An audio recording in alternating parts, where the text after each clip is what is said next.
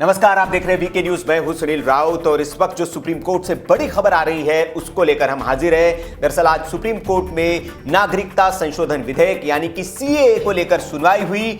Supreme court में 140 से ज्यादा याचिकाएं इसको लेकर लगी थी और उन याचिकाओं पर सुप्रीम कोर्ट ने आज सुनवाई की और उसके बाद जो मांग की गई थी याचिकाकर्ताओं की ओर से कि ये जो नागरिकता कानून के तहत जो नागरिकता देने की प्रक्रियाएं जो शुरू हो रही है, कई जैसे उत्तर प्रदेश से खबर आ रही थी कि लोगों को चिन्हित किया जा रहा है, लिस्ट बन रही, सूची बन रही है। तो पहली जो मांग की गई थी कपिल सिब्बल और अभिषेक मनु सिंघवी की ओर से, ये कहा गया था कि इस पर तुरंत रोक लगाई जाए, कम से कम 3 महीने के लिए एनपीआर को रोका जाए और सीएए पर भी रोक लगाई जाए। तो सुप्रीम कोर्ट ने सबसे बड़ा झटका याचिकाकर्ताओं को कह सकते हैं और केंद्र को एक राहत कह सकते हैं दी है और कहा है कि इस पर कोई रोक नहीं लगाएंगे, हम रोक नहीं लगा सकते हैं। 3 जजों की ये बेंच है जो सुनवाई कर रही थी, जिसमें justice Bobde, chief justice of India, वो भी शामिल थे। तो उन्होंने कहा कि हम इस पर रोक नहीं लगा सकते क्योंकि छोटी बेंच है, संविधान पीठ को ही अंतरिम रोक लगाने का अधिकार है और ये तय नहीं है अभी इस मामले पर कि क्या सुप्रीम कोर्ट इस मसले को बड़ी बेंच यानी कि जो 5 जजों की बेंच है उसको संविधान पीठ को भेजेगा या नहीं भेजेगा। इस पर अभी सस्पेंस बना हुआ है, लेकिन कोर्ट ने यह कहा है कि इसको बड़ी बेंच को इस मामले को सुनना चाहिए और संवैधानिक पीठ के पास ये जा सकता है, ऐसे भी कयास लगाए जा रहे हैं। लेकिन जो बड़ी खबर है वो केंद्र को राहत मिल गई है और सुप्रीम कोर्ट ने इस नागरिकता कानून पर तुरंत रोक लगाने से फिलहाल इनकार कर दिया है। मतलब केंद्र जो अपनी प्रोसेस जो है इस कानून के तहत जो उन्होंने लागू कर दिया है, नोटिफिकेशन जो जारी कर दिया है, तो उसके तहत वो काम कर सकती है और इस मामले को 4 हफ्ते के लिए टाल दिया गया है। केंद्र सरकार ने 6 का जवाब हफ्ते का समय मांगा था, लेकिन केंद्र सरकार को 4 हफ्ते का जवाब दिया गया है। इस 4 हफ्ते में केंद्र सरकार इन सारी जो याचिकाएं 140 से ज्यादा जो याचिकाएं दायर हुई थी उस पर जवाब केंद्र सरकार अपनी ओर से देगी और इसमें जो 4 हफ्ते बाद फिर सुनवाई होगी और 4 हफ्ते बाद 1 हफ्ता जो है वो जवाब होगा केंद्र का, उस पर प्रत्युत्तर देने के लिए 1 हफ्ता दिया गया है। मतलब 5 हफ्ते तक ये मामला जो है वो टल गया है। तो देश के कई इलाकों में जहां इसके समर्थन में भी रैलियां निकल रही है, तो वहीं इसका विरोध भी हो रहा है कुछ इलाकों में। और उसके बीच आज का बड़ा दिन था क्योंककि ये याचिकाएं डाली गई थी। ये याचिकाएं जमीयत उलेमा हिंद, असदुद्दीन ओवैसी, तहसीन पूनावाला, महुआ मोहित्रा जैसी जो बड़ी राजनीतिक दल है, डीएमके, इन लोगों की ओर से, मुस्लिम लीग है, इन लोगों की ओर से ये याचिकाएं दायर की गई थी और इन याचिकाओं पर अब सुप्रीम कोर्ट ने ये भी कहा है, बड़ी बात ये कही है कि ये जो सारी याचिकाएं इसको अलग अलग हम नहीं सुन सकते हैं, इसको एक करना होगा और कोई एक वकील होगा जो इन सब की बात रखेगा, क्योंकि अलग अलग तरह सबकी एक ही मांग है कि इस कानून को असंवैधानिक बनाया जाए, ये कानून संविधान के खिलाफ है। तो अलग अलग वकीलों की जरूरत नहीं है, इससे अदालत का वक्त भी बर्बाद होगा और सब एक ही तरह की बात कहेंगे। तो एक वकील होगा जो इन सब की बात रखेंगे। तो ये बड़ी बात हुई है। आपको बता दें कि मोटी मोटी बात ये भी बता दें कि इसके समर्थन और विरोध दोनों तरह की याचिकाएं सुप्रीम कोर्ट में लगी थी, जिसमें 141 जो याचिकाएं थी, कुल 144 याचिकाएं थी, जिसमें से 141 जो याचिकाएं थी वो कानून के खिलाफ लगी हुई है कि ये कानून संवैधानिक नहीं है, गैर संवैधानिक है, उसको रद्द किया जाए। वहीं एक याचिका जो थी वो कानून के समर्थन में लगी हुई है और एक याचिका जो है वो केंद्र सरकार की ओर से भी दाखिल की गई थी। और तो ये इस तरह की याचिकाएं जो हैं 144 कुल मिलाकर याचिकाएं लगी हुई थी। इस पर सुनवाई शुरू होने से पहले कुछ महिलाएं अदालत के बाहर भी इकट्ठा हो गई थी और उन्होंने प्रदर्शन भी किया, लेकिन उनको हटा दिया गया। बड़ी बात एक और कही है सुप्रीम कोर्ट ने कि अब कोई भी इससे जुड़ा मामला निचली अदालत यानी कि हाईकोर्ट में भी नहीं जाएगा राज्य से जुड़े, और उसको हाईकोर्ट सुनेगा नहीं। मतलब सीधा आप सुप्रीम कोर्ट में ही आना होगा और एक क्लब करके याचिका के तहत सुना जाएगा। दूसरी एक बात जो बड़ी उन्होंने कहा है कि जो असम और त्रिपुरा का मामला है, जो वहां से आई हुई याचिकाएं हैं, उसको अलग किया जाएगा और उसको स्पेशल मानते हुए उस पर अलग से सुनवाई होगी और उसके लिए केंद्र को सिर्फ 2 हफ्ते का वक्त दिया है। बाकी याचिकाओं के लिए 4 हफ्ते का वक्त है, लेकिन असम और त्रिपुरा की जो याचिकाएं हैं उस पर 2 हफ्ते में जवाब केंद्र सरकार को देना है। और इसको सुप्रीम कोर्ट ने अलग अलग कैटेगरीज में बांट दिया है इन याचिकाओं को।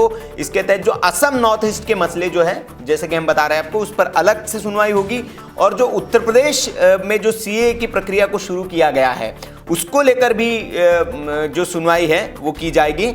और लिस्ट जोन के हिसाब से जो है वो लिस्ट मांगी है अदालत ने, कहा कि जो याचिकाएं हैं उसको एक जोन के हिसाब से दी, तो उस पर अभी केंद्र से जवाब तलब किया जाएगा। और ये है कि सुनवाई के दौरान जो चीफ जस्टिस बोबड़े हैं उन्होंने एक बड़ी बात कही कि अभी हम कोई भी आदेश आपको नहीं दे सकते हैं, क्योंकि काफ़ी याचिकाओं को अभी सुनना बाकी है, और ऐसे में ज़रूरी हो जाता है कि हम सभी याचिकाओं को सुने और उसके बाद ही हम कोई अपनी ओर से फैसला दे। अटॉर्नी जनरल से भी अपील की गई है कि कोर्ट का आदेश जारी करना चाहिए कि अब कोई नई याचिका दायर नहीं होनी चाहिए। मतलब ये अटॉर्नी जनरल ने अपील की है कोर्ट से कि कोर्ट को अब ये आदेश दे देना चाहिए भाई कि अब 141 याचिकाएं आ गई है, अब इस पर सबकी मांग यही है, तो अब कोई नई याचिकाएं न आए, एक आपको आदेश जारी करना चाहिए।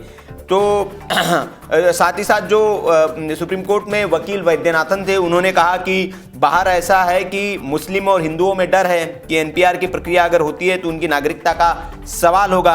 अभी एनपीआर को लेकर भी कोई साफ गाइडलाइंस नहीं है। इसके लिए जैसे कि कपिल सिब्बल ने भी कहा था कि 3 महीने इसको रोक दिया जाए, लेकिन अदालत में जो वकील विकास सिंह थे, इंदिरा जयसिंह थी, उन्होंने कहा कि 10 से अधिक याचिकाएं असम से हैं, वहां पर मामला पूरी तरह से अलग है, असम को लेकर आदेश जारी तुरंत हो जाना चाहिए।